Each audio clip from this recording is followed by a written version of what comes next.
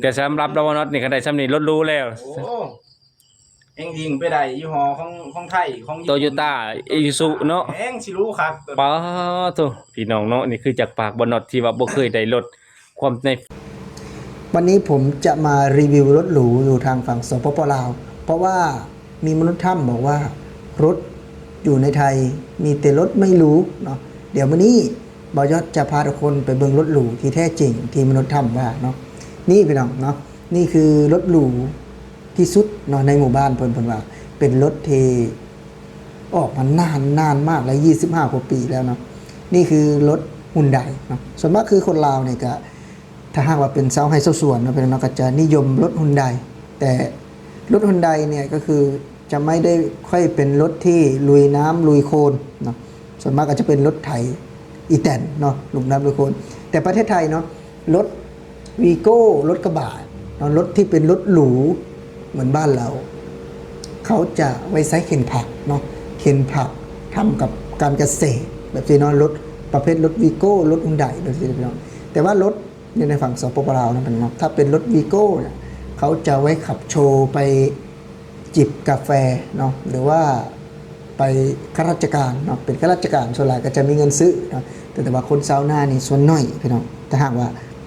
ไม่ได้ทุนจากโครงการหรือว่าขายที่ขายทางเนาะแต่ว่าถ้ามีคนซื้อมีเนาะแต่เขาจะไม่ได้ไปเข็นผักนะเขาไม่ได้ไป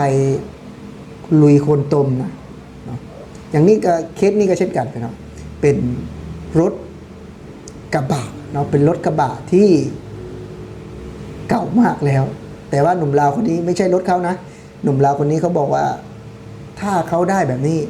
เขาคงจะบอกว่าเป็นรถหรูเลยนะเนาะเป็นรถที่มีระดับหรือว่าเป็นคนที่มีระดับในหมู่บ้านเลยแหละถ้าเป็นรถประมาณนี้เนาะแต่บ่ยอดก็ยังงงเนาะยังงงที่แบบว่าคนบางคนที่บ่ฮู้แล้วก็มาคอมเมนต์ว่าประเทศไทยไม่มีรถหรูเนาะมีแต่โตโยต้าเก่าๆเนาะนี่ก็บ้านเฮานี่รถหรูเนาะหนุ่มลาวคนนี้มันก็จะบอกว่าเป็นรถหรูรถที่เขานิยมใช้กันแต่อยู่ไทยไม่มีนะเนาะอยู่ไทยเนี่ยถ้ารถหรูจะเป็นแคมรี่หรือว่าเป็นเบนซ์เนาะ BM เนาะต่างๆที่ประชาชนอาจจะบ่ฮู้ซื้อเพิ่นเนาะรถหรูถ้าเป็นรถตู้ก็รถตู้ที่ราคาหลาย10 ล้านราคาหลายล้านบาทเนาะแต่ถ้าเป็นรถวีโก้รถลีโวเนาะที่คนลาวเขาชอบใช้เนี่ยเขาเอาไปใช้เข็นผักเนาะเขาไปใช้บรรทุกผักบรรทุกเงาะพวกเหล่านี้คือทำในการเกษตรเนาะแต่ว่าเป็นนั่นคือบ้านเราคือใส่รถหรูเนาะคือบ้านเราเนี่ยว่าเรียกว่ารถหรูพวกวีโก้ลีโวเนาะจะไปจิบกาแฟเนาะแต่ว่าคือถ้าหากว่าเป็นรถบรรทุกเนาะที่ชาวบ้านปกติเนาะมีเลยคือบ้านบ่ยอดพี่น้องจะใช้เป็นรถอีแตนเนาะที่จะบรรทุกข้าวเนาะเวลาเก็บเกี่ยวผลผลิตแต่ประเทศไทยคือถ้าเก็บเกี่ยวผลผลิตเนาะเป็นข้าวเป็นเงาะเป็นเกษตรต่างๆต้องรีโวหรือว่าวีโก้เนาะเพราะว่าทุกคนคือทุกหลังคาเรือนเนาะแทบจะทุกหลังคาเรือนจะมีรีโวหรือว่าวีโก้ให้ขับแม้กระทั่งคนใช้แรงงานเนาะแรงงานเป็นคนไทยเองที่เขาทำงานเพราะว่าเงินเดือนก็15,000-16,000เขาก็สามารถซื้อได้แต่คือบ้านเราทำไมมันไม่ค่อยใช้เนาะหรือว่ามันไม่ค่อยมีใครนิยมเอารถเหล่านี้ไปบุกน้ำลุยโคลนจะไม่มีบุกน้ำลุยโคลนนะครับนะถ้าหากว่าเป็นรถวีโก้เนี่ยเพื่อนก็จะไปจิบกาแฟเนาะหรือว่าไปแต่งตัวเนาะไปทำงานในข้าราชการสถานที่ต่างๆเนาะเพราะว่าจะเป็นผู้ที่มีอิทธิพลกับหมักใช้วีโก้กันเนาะหรือว่าส่วนมากหลายก็จะเป็นวีโก้พี่น้องถ้ารถยี่ห้ออื่นๆที่คือเราได้เห็นอยู่ในประเทศไทยเนี่ยจะบ่มีเนาะแต่ถ้าว่าคืออยู่ไทยแต่ว่าเป็นรถที่เขาห้องว่าเป็นรถที่ธรรมดาเนาะเป็นรถที่เป็นรถเข็นผักเนาะคืออยู่บ้านบ่ยอดนี่พี่น้อง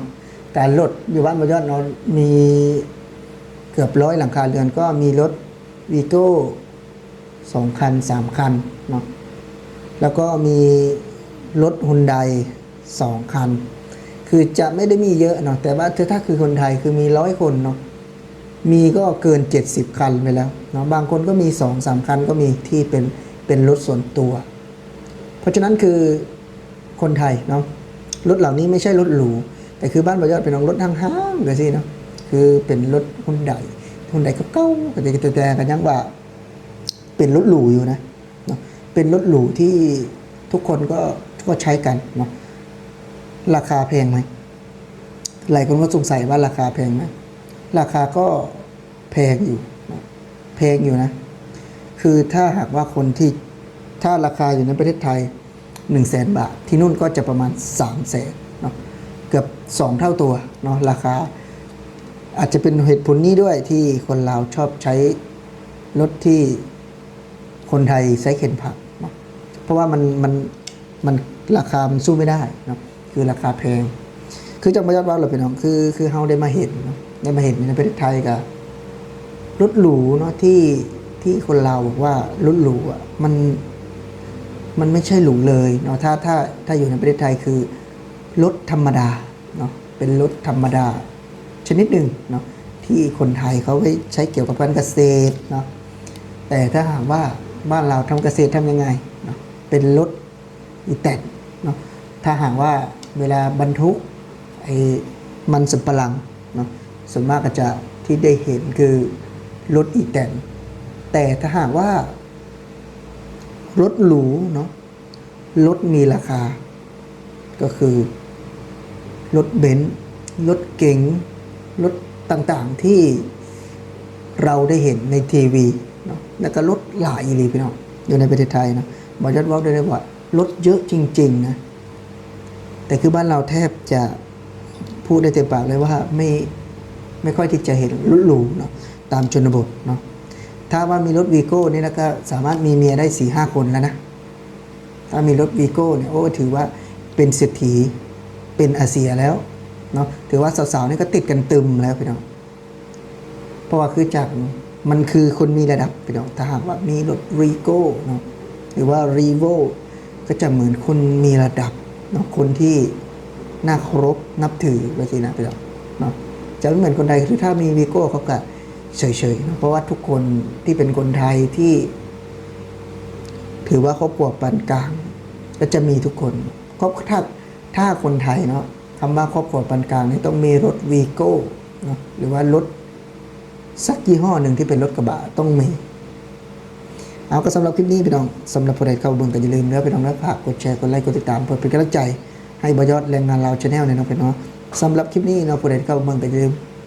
เด้อพี่น้องฝากกดไลค์กดแชร์บ่ยอดสิขอลาพี่และน้องไปก่อนพี่น้องสวัสดีครับพี่น้องเบิดสุขทุกคนเนาะขอให้โชคมานร่ำรวยเด้อพี่น้องเด้อ